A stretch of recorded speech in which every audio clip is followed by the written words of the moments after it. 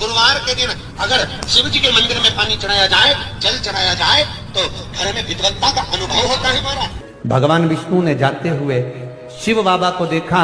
शंकर भगवान से, भगवान नारायण ने कहा आप कुछ कहेंगे नहीं? भगवान शंकर कहते हैं नारायण चिंता मत करो, गुरुवार के दिन अगर दाल चढ़ा कर जाएगा, चने की दाल को मंदिर के पीछे बैठकर ओम नमः शिवाय बोलकर जो नारायण को समर्पित करेगा, उसके मनवांचित फल को मैं 3 महीने में पूरा कर दूंगा। उसके मन की कामना को मैं 3 माह में पूर्ण कर दूंगा। आज भी नियम है, चने की दाल को लेकर जाते मंदिर के पीछे बैठकर चने की दाल को लेकर ओम नमः शिवाय का जाप करते हैं। 7 बार ओम नमः शिवाय बोलकर चने की दाल वापस घूमकर भगवान विष्णु को समर्पित करी जाती है, तो 3 महीने में मनोकामना पूरी हो जाती है। उस चने की दाल का इतना गुड़ जोड़ता। जितने समय अतिथि हमारे घर में रहे, मेहमान हमारे घर में रहे, जिसको हमने आरती के समय पर गुड़ दिया है, जिसको हमने गुड़ दिया है, तो पाकर आनंद के साथ। कभी तुमने सुना जो जिसके यहाँ पर गणेश जी नहीं होते, शादी ब्याह में अगर गणेश जी नहीं मिलते तो क्या करते हैं? वो गुड़ का जो ढेला होता है ना, उसी को आधा तोड़कर गणेश जी बना के रख देते हैं और उसी आधे गुड़ के ढेले का भोग लगा देते हैं। गुड़ का ही गणेश और गुड़ ही खजा। देखिए जरा भाव देखिए हमारे सनातन भगवान को रिझाने का तरीका। कई लोग कहते हैं ये गुड़ से क्या होता है, ये मूंग से क्या होता है, ये धने से क्या होता है, चावल से क्या होता है, बेलपत्र से क्या होता है। अरे भाई, समर्पित करोगे, पाओगे तो जानोगे ना। सावन के गुरुवार के दिन जिस लड़का और लड़की का विवाह नहीं हो रहा, बहुत हताश हो गए, परेशान हो गए, विवाह संबंध जमी नहीं रहा, किसी भी बुधवार के दिन तांबे के कलश में चने की दाल को भर लीजिए। किसी भी बुधवार, और तांबे के कलश में चने की दाल को भर लो, उसमें 2 गोल सुपारी रख लो, पूजन वाली सुपारी रखकर 2 सिक्के उसमें रख लो, पीले कपड़े से मुख बांध दो, उसका पूजन करो बुधवार के दिन भी, और गुरुवार के दिन उसका पूजन स्नान करने के बाद करना। पर घर में किसी से बात मत करना, मुख से शब्द मत, मुख झूठा मत करना। पूजन करने के बाद उल्टे हाथ पर कलश को रखकर सीधे हाथ से ढककर कोई ब्राह्मण के घर में जाकर साथ में किसी को ले जाओ, बिना बोले, बिना बात करे, बिना कहे, साथ जाकर ब्राह्मण का दरवाजा बजा दे, बात कर ले और रात में गया वो, पर तुम्हें नहीं बोलना है। और वो कलश ब्राह्मण के अपनी कामना कर कर वो कलश का दान दे दिया जाए। महाराज ज्यादा से ज्यादा 4 महीना 3 महीने के अंदर विवाह संबंध पक्का हो जाए। चने की दाल का दान कोई सहज नहीं है। लग रहा है कि मैं दुखों से पीछा छूट ही नहीं रहा, तब उस जगह पर बेलपत्री के मध्य भाग में पीला चंदन, ये जो पत्ती है और ये 2 पत्ती हैं, ये बड़ी पत्ती और ये बीच की जो 2 पत्ती हैं, इसके बीच में जो डंडी का भाग रहता है, जो बीच में डंडी का जो भाग है, बड़ी पत्ती और ये 2 छोटी पत्ती के मध्य में जो डंडी का भाग है, उस डंडी के भाग में पीला चंदन और एक अक्षत पीला शंकर भगवान को प्रदोष के दिन आप अगर प्रदोष काल में समर्पित कर रहे हैं, तो ये निश्चित है कि धीरे धीरे कर कर वो दुख समाप्त होगा, वो दुख कटेगा ही। विश्वनाथ को कुछ नहीं चाहिए, मेरे शंकर को चाहिए क्या? अगर आपके जीवन में ऐसा लगे कि बहुत बड़ी बीमारी आ गई और आपके घर का व्यक्ति वेंटिलेटर पर पड़ा हुआ है, तो शमी के वृक्ष के फूल ले आओ 7, और शमी के वृक्ष के 7 फूल लाकर एक फूल शंकर भगवान को श्री शिवाय नमस्तुभ्यम कहकर उस व्यक्ति के लिए जो पड़ा हुआ है, अंतिम सांसें गिन रहा है, जिसको अटैक आ गया, अंतिम सांसों में जो गिन रहा है, उसके नाम से भगवान शंकर पर चढ़ाना प्रारंभ कर दो। मात्र 7 पुष्प उस शमी के वृक्ष के 7 पुष्प आप शिव को समर्पित करिए, उसका नाम और गोत्र बोलकर, और भगवान शंकर का मूल मंत्र श्री शिवाय, जम के बोलिए श्री शिवाय नमस्तुभ्यम बोलकर एक शमी का फूल शंकर पर चढ़ाना प्रारंभ कर दो। फिर आगे वो विश्वनाथ की मर्जी है, वो प्राण कैसे लेकर वापिस आता है, उस काल से छुड़ाकर महाकाल कैसे लाता है, ये वो जाने। आपका फर्ज केवल आप अदा करिए। ये 3 समय एक ऐसा समय है, मान लो सुबह यदि आपको समय ना मिले भगवान शंकर का गुणगान करने के लिए, मान लो दोपहर का समय ना मिले शंकर भगवान का गुणगान करने के लिए, तो शिव पुराण कहती है जब सूर्य डूब रहा हो, प्रदोष काल का जब समय हो, तब उस शंकर का गुणगान करो, तो सारी जिंदगी तुम्हें किसी के आगे हाथ नहीं फैलाना पड़ेगा। भगवान भोलेनाथ स्वयं तुम्हें उतना प्रबल वैभवपति बना।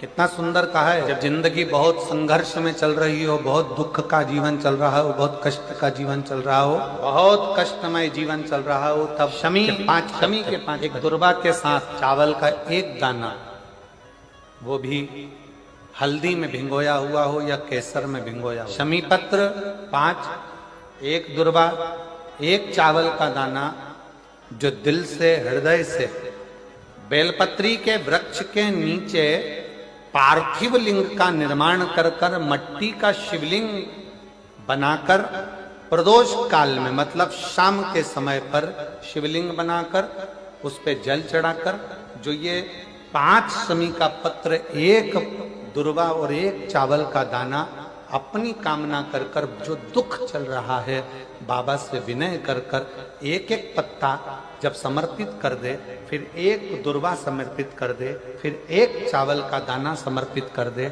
और बाबा का वहीं पर पुनः विसर्जन कर दे, 3 महीना तो जाने दो, 15 दिन के अंदर वो दुख कटता जरूर है, चाहे कोई भी किसी भी तरह का। एक बेलपत्र के वृक्ष की परिक्रमा करने वाले को हजारों अश्वमेध यज्ञ का फल प्राप्त हो जाता है, हजारों अश्वमेध यज्ञ का फल प्राप्त हो जाता है।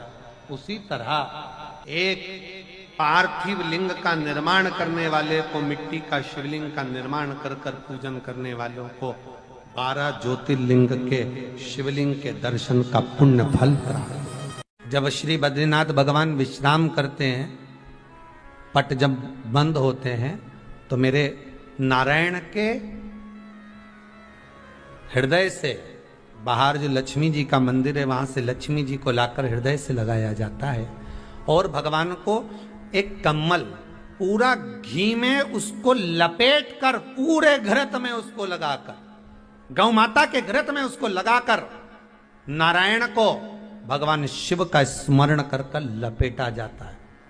भगवान बद्रीनाथ बाबा के मंदिर में दिया घी से भर दिया जाता है, ताले लगा दिए जाते हैं, सब नीचे आ जाते हैं। जब अक्षय तृतीया के समय पर पट खोलते हैं, बाबा का कम्मल घृत से जुड़ा हुआ वैसा कि वैसे ही घृत भरा हुआ, घृत में स्थिरता है, घर में घृत के अंदर लक्ष्मी का भाव आ जाता। हमारे यहाँ हिंदू धर्म में बहुत सुंदर बात कही जाती थी पहले, आजकल जमाने में कहते कि नहीं कहते मालूम नहीं, पर मारवाड़ के अंदर एक रीति थी, घर के अंदर रसोई घर में एक इतनी बड़ी कुल्लड़ होती थी जिसमें घी भरा होता था, छोटी सी चम्मच होती थी, उसमें पूरे घर का घी खाली हो जाए पर उस कुल्लड़ का घी खाली नहीं। नानी भाई का मायरा सुना है आप लोगों ने? अगर नानी भाई का मायरा सुना होगा तो नानी भाई के मायरे में नरसिंह मेहता जी की जो दादी के प्राण छूटे थे, वो केवल इसी बात पे छूटे थे। अगर नानी भाई का मायरा सुना होगा तो आपको मालूम होगा, नानी भाई के मायरे में जब नरसिंह मेहता भोजन करने के लिए बैठे तो नरसिंह मेहता की भाभी दुरत गौरी ने कह दिया दादी के सामने, जब दादी बोली क्यों इसकी रोटी में घी नहीं लगा, तो कहा कुल्लड़ का घी समाप्त हो गया है, रसोई घर में जो बाटकी रखी थी उसका घी समाप्त हो गया। जय कुंवर भाई को चिंता लग गई, आंखों से अश्रु बहने लगे और जय कुंवर भाई नरसिंह मेहता की दादी प्राणों को छोड़ दी कि मेरे रसोई घर का घी समाप्त हो गया, मतलब ये घर अब बर्बाद होने में देरी नहीं लगेगी। नानी भाई का मायरा कहता है दादी के प्राण छूट गए थे, नैनों से नीर बह रहा था, केवल जरा सा संवाद। शास्त्र कहता है घर के रसोई घर में जिस बाटकी से आप रोटी पर घी लगाते उसकी बाटकी में भले आधा चम्मच घी पड़ा पर पड़े रहना चाहिए, क्यों? वो लक्ष्मी को घटने नहीं देता। जिस दिन बाटकी मंज जाए, साफ हो जाए, उस दिन उसी दिन उसको धोकर पोंछ कर वापस भर देना चाहिए। अगर बाटकी गंदी हो गई तो आप धो पोछो, मना नहीं है, पर उसको धोने पोंछने से पहले एक कटोरी में घी भर दो, चम्मच रख दो। पर रसोई घर में बाटकी में घी होना चाहिए और उसमें आप डालते रहो और लगाते रहो, रोटी में चलेगा, पर बाटकी का घी समाप्त नहीं होना चाहिए, कुल्लड़ का घी समाप्त नहीं होना चाहिए। वो बरकत है, वो भंडार है, वो संपदा है। घृत वैभव देता, घृत वैभव प्रदान कर, घृत वैभव। कितना सुंदर कहा है। शंकर भगवान के शिवलिंग पर घृत चढ़ाने के बाद आपने दही चढ़ाया शिव जी को, ठीक है, आपने दूध चढ़ाया, जल चढ़ाया, दही, शहद चढ़ाया, शक्कर चढ़ाई, मिष्ठान चढ़ाया, जो भी आप शिव जी को चढ़ा रहे हो उसमें से केवल एक पदार्थ, एक वस्तु, घी, शंकर के शिवलिंग पर चढ़ाने के बाद में उसी शिवलिंग का घृत जहां शिवलिंग रखा हुआ है, शिवलिंग जहां रखा रहता है, उस कटी पर उस घृत से हस्त फेर देना चाहिए अपनी मनोकामना कर कर।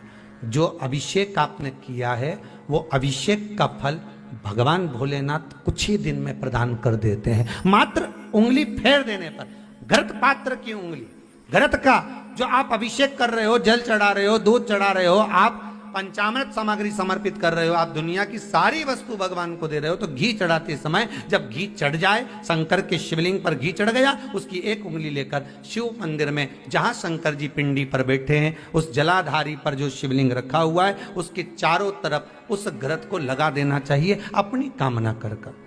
महाराज शिव उसको स्वीकार करता है। क्यों? शंकर और पार्वती के मिलन स्थल, माता पार्वती की गोद में भगवान शंकर का जो शिवलिंग स्वरूप विराजमान है, हस्त कमल के अंतर्गत जो भगवान विराजमान है, उसका फल चोगना। शक्तिपीठ नाम सुना है? अरे बोलो तो, जितने लोग कथा सुन रहे, शक्तिपीठ नाम सुना है? शक्तिपीठ का मतलब क्या होता है? जहां पर माता सती के अंग के टुकड़े होकर गिर पड़े, वो शक्तिपीठ के रूप में निर्मित हो गए। तो जितनी भी शक्तिपीठ होती है, उन शक्तिपीठ में आप लड्डू चढ़ाएं, पेड़ा चढ़ाएं, वस्त्र चढ़ाएं, आभूषण चढ़ाएं, सोना चढ़ाएं, चांदी चढ़ाएं, मुद्रा चढ़ाएं, आपकी मर्जी पड़े करोड़ों रुपए चढ़ाएं, मना नहीं है।